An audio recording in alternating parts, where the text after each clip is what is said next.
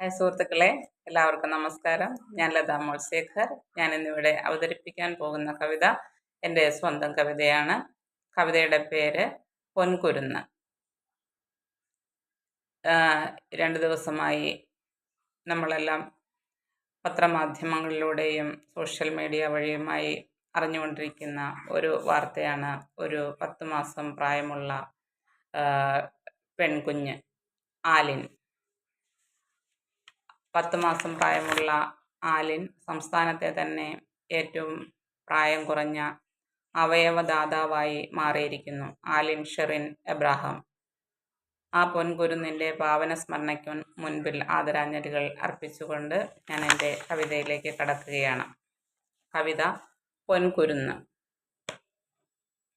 സ്വശരീരത്തെ മറ്റുള്ളവർക്കായി പകുത്തു നൽകാൻ വന്ന പൊൻകുരുന്നേ, ഈ അമ്മ മാത്രം ഒന്നുമറിഞ്ഞില്ല, അമ്മയ്ക്കു താങ്ങാൻ കരുത്തു നൽകൂ. സ്വശരീരത്തെ മറ്റുള്ളവർക്കായി പകുത്തു നൽകാൻ വന്ന പൊൻകുരുന്നേ, ഈ അമ്മ മാത്രം ഒന്നുമറിഞ്ഞില്ല, അമ്മയ്ക്കു താങ്ങാൻ കരുത്തു നൽകൂ. ചെഞ്ചുണ്ടിൻ പാൽമണം മാറുന്നതിൻ മുൻപ് ഞങ്ങളെ വിട്ടു പിരിഞ്ഞ കുഞ്ഞേ, ഈ അമ്മ മാത്രം ഒന്നുമറിഞ്ഞില്ല, അമ്മയ്ക്കു താങ്ങാൻ കരുത്തു നൽകൂ. ചെഞ്ചുണ്ടിൻ പാൽമണം മാറുന്നതിൻ മുൻപ് ഞങ്ങളെ വിട്ടു പിരിഞ്ഞ കുഞ്ഞേ, ഈ അമ്മ മാത്രം ഒന്നുമറിഞ്ഞില്ല, അമ്മയ്ക്കു താങ്ങാൻ കരുത്തു നൽകൂ. പിഞ്ചിളം ജീവത്തുടിപ്പുകൾ പലരിലേക്കെത്തിച്ചു ഞങ്ങൾക്കു മാതൃകയായി നീ, ഈ അമ്മ മാത്രം ഒന്നുമറിഞ്ഞില്ല, അമ്മയ്ക്കു താങ്ങാൻ ശക്തി നൽകൂ. പിഞ്ചിളം ജീവത്തുടിപ്പുകൾ പലരിലേക്കെത്തിച്ചു ഞങ്ങൾക്കു മാതൃകയായി നീ, ഈ അമ്മ മാത്രം ഒന്നുമറിഞ്ഞില്ല, അമ്മയ്ക്കു താങ്ങാൻ ശക്തി നൽകൂ.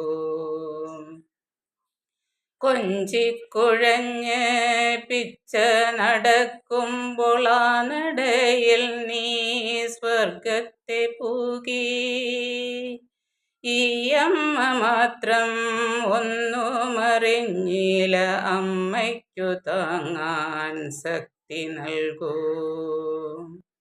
കൊഞ്ചിക്കുഴഞ്ഞ് പിച്ച നടക്കുമ്പോൾ ആ നടയിൽ നീ സ്വർഗത്തെ പൂകി, ഈ അമ്മ മാത്രം ഒന്നുമറിഞ്ഞില്ല, അമ്മയ്ക്കു താങ്ങാൻ ശക്തി നൽകൂ.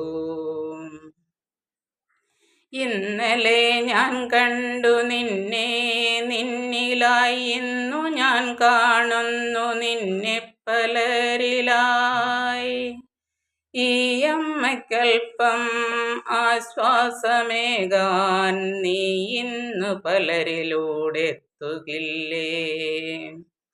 ഇന്നലെ ഞാൻ കണ്ടു നിന്നെ, നിന്നിലായി ഇന്നു ഞാൻ കാണുന്നു നിന്നെ പലരിലായി, ഈ അമ്മയ്ക്കൽപ്പം ആശ്വാസമേകാൻ നീ ഇന്ന് പലരിലൂടെ എത്തുകില്ലേ. എൻ ഗർഭപാത്രത്തെ പാവനമാക്കി എൻ മുലപ്പാലിൻ മധുരം നുകർന്ന്, എന്നെ തനിച്ചാക്കി നീ പോയിടുമ്പോൾ വാഴുന്നു നീ പല ഹൃത്തിലിന്ന്. എൻ ഗർഭപാത്രത്തെ പാവനമാക്കി എൻ മുലപ്പാലിൻ മധുരം നുകർന്ന്, എന്നെ തനിച്ചാക്കി നീ പോയിടുമ്പോൾ വാഴുന്നു നീ പല ഹൃത്തിലെന്ന്. നന്ദി.